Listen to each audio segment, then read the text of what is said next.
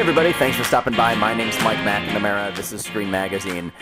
This film is finally making it into theaters. I had a little interview, not at Sundance this year, Sundance last year, 2013, with the writer, director, and lead actor for the film It Felt Like Love. And it is finally here in 2014, making its way into theaters. It opens at Facets here in Chicago on March 28th. I had a quick chat with writer, director Eliza Hittman and lead actress Gina Piersanti as the film was making its world premiere at Sundance, and I wanted to share it with you. Enjoy the interview, and be sure to go check out It Felt Like Love in theaters. Powerful film making its world premiere out here at the Sundance Film Festival. It's called It Felt Like Love. Very unique story, debut for a wonderful writer and director, as well as a very young and talented actress. And I'm here with both of them. The actor, Gina Piersanti, writer-director Eliza Hittman. Welcome to Screen. Hi. What was the truck music? Hi. I know. Was that on cue? No. Cue the trolley. That's all right. It's a sensitive microphone. So, well, this is such an amazing experience for both of you. You because you're such a young person, and Eliza because it's your debut feature. So I'm going to ask Eliza first. Talk about kind of what's been running through your head all week from this journey of just writing this kind of first screenplay for yourself to now being here with all the best filmmakers in the world. Well, let's see. I had a short film at Sundance in 2011 called Forever's Gonna Start Tonight, and I left the festival feeling, like I had climbed to the top of one ladder and was at the bottom of another. And I knew I had to write a really good feature film, and I knew that I wasn't going to have any resources to do it. So I wrote a story that was sort of in the same visual language. I wrote a story that was in the same visual language as Forever's Gonna Start Tonight, and in the same milieu, and I set out to make it. It took me about a year to write the script. We went into pre-production a year after I wrote it, and we shot it 6 months later. We shot in August, so since then it's been a fast and furious post-experience. Sure. It Felt Like Love centers on a 14-year-old character.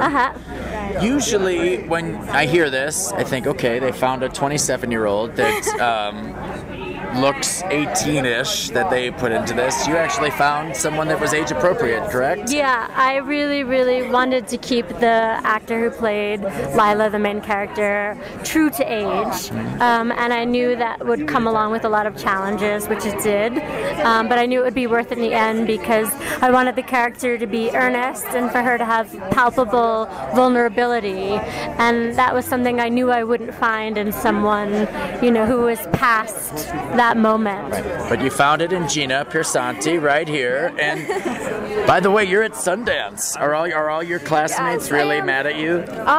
Most of them are just jealous because they assume that I don't have to take finals because I'm here, which is not true. I had a very busy last week of school in which really? Yes, in which I was doing all of my finals like during lunch.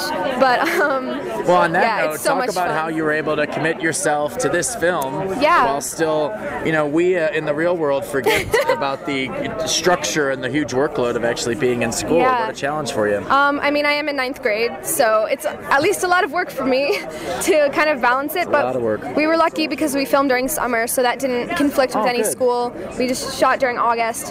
But Sundance was really like, all right, I have a ton of work. I have science fair. I have all this stuff that I have to get done when I get back. So I've just been trying to enjoy as much as I can. This is in the hundreds and hundreds of interviews I've done for Screen Magazine. We have never referenced the freshman science fair.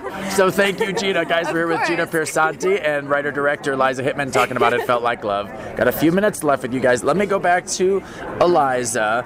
Talk a little, since we're here with Gina, what was it? I mean, I'm assuming these types of things, it's usually a pretty exhaustive search to try to find your lead. Was that the case here? Yes, we did a citywide search, and we used traditional and non-traditional methods. I had a casting director, Henry Russell Bergstein, and then I spent a lot of time on the street. I sat outside Brooklyn Technical High School at 3 o'clock. Did you go to the science fair? I didn't, but at 3 o'clock when, thousands of kids started heading towards the train, I would walk up to them and say, hey, I'm making a movie. And I actually found Gina through her mother, who saw a casting notice posted somewhere online, I don't remember. And she came in to audition, and she was kind of my last hope, actually, because everybody else was too frightened of the script. Right.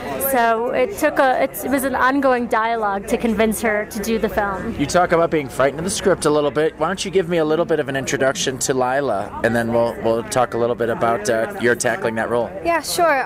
Lila's a 14-year-old girl living in the outskirts of Brooklyn, and the film basically follows her during the course of a summer. And her best friend Kiara is having like this romantic summer with her boyfriend, and Lila's just all by herself, kind of feeling left out and a little bit like inexperienced compared to her friends, and she kind of latches on to this older guy that she meets on the beach and invents this sort of relationship between the two of them to tell her friends about, to kind of be like, oh yeah, you know, I have this relationship too, so you know, it's no big deal. Right, and right. kind of weaves this whole web of lies around it, and then eventually kind of gets herself into dangerous territory with it. So it's pretty heady stuff for someone coming fresh off the freshman science fair to tackle. Yeah. Eliza, talk about how you were able to work with Gina, who is, guys, you're only hearing audio. Gina is like the sweetest angel of a. I mean, I was a horrible person when I was in high school. What a saint! How you were able to work with her, also while tackling some pretty tough stuff. Well, I think a lot of the work was done before she said yes to do the film, because we needed to let her know that she would be safe on set, emotionally safe. You know, we went over how things would be filmed. She knew she wasn't going to be on set for some of the more controversial moments, and a lot of things, you know, where there was emotional kind of challenging content, we shot in singles. So knowing all of that, I think took the anxiety out of the situation. And by the time we got to actually shooting the film, Gina had bonded with all of the kids, and it had become much more of a, you know, kind of collaborative sort of summer like filming experience where everybody was, you know, working together to make this movie. Totally. Last question. You talk about making this movie. It is a filmmaking magazine. You talked about having limited resources. So I'm always curious, especially for a first-time feature director, how'd you get your money? How are you able to put your budget together for this film? Well, we had a little bit to start with, not much. We shot a lot of the movie in my parents' basement. We had a DP who was willing to pull his own focus, and we had a volunteer gaffer who was awesome for about 6 days of the shoot. So we're looking at a film that was really made with the most bare bones crew possible. It's getting great reviews here at Sundance. I think it was worth the journey and all the blood, sweat, and tears that you guys put into it. It was amazing. Wonderful. Gina, I'm sorry, but we're going to send you back to school now in a little bit. I know. I'm sorry, but I think it's going to be a great long road for this film. So Gina Piersanti, Eliza Hittman, thanks so much. Thank you. Guys, that was writer-director Eliza Hittman and her lead actress, Gina Piersanti, talking about It Felt Like Love, heading into theaters a little bit later this year. More to come on that. We'll let you know where you can check it out in your neighborhood.